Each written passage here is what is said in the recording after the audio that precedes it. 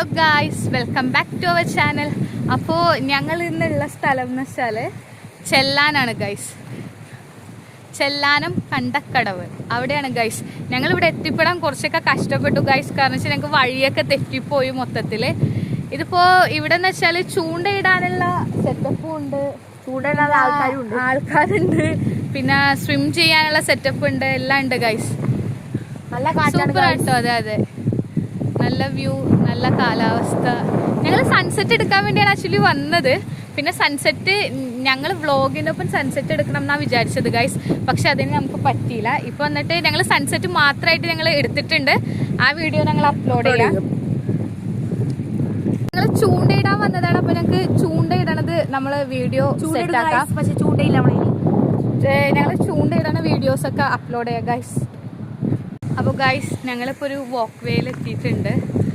ഞങ്ങൾ അങ്ങ് അവിടെ നിന്ന് ആ അറ്റത്തുനിന്ന് നടന്നു വന്ന് വാക്ക് വേ കയറി. വളരെ അഡ്വഞ്ചർ ആയിരുന്നു ഗൈസ്. അതെ, ആ കല്ലി കൂടെയൊക്കെ കുറച്ച് പ്രയാസമായിരുന്നു നടന്നു വരാനായിട്ട്. ശരിക്കും നമ്മൾ ശ്രദ്ധിക്കണം. കുലുങ്ങി, അതെ, കാലൊക്കെ സ്ലിപ്പ്. അപ്പോൾ അതൊക്കെ നമ്മൾ ശ്രദ്ധിക്കണം. ഓക്കെ ഗൈസ്, അപ്പോൾ നല്ല വ്യൂ ആട്ടോ, കാണാനൊക്കെ നല്ല ഭംഗിയുണ്ട്. അത് ചെറുതായിട്ട് നമുക്ക് മൂന്നിനെയും കൂടി കാണാം. ചെറുതായിട്ട് മൂന്നിനെ കാണാൻ പറ്റും.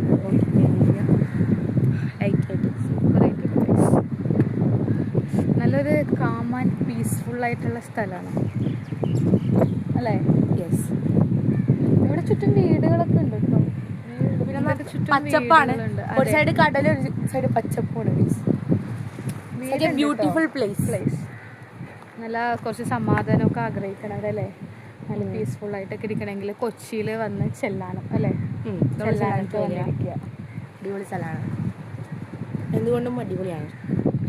അപ്പോൾ ഓക്കെ ഗൈസ്, അപ്പോൾ ഞങ്ങൾ ഇനി അടുത്ത വ്ളോഗായിട്ട് വരാം. അടുത്ത ഡെസ്റ്റിനേഷനിൽ കാണാം ഗൈസ്.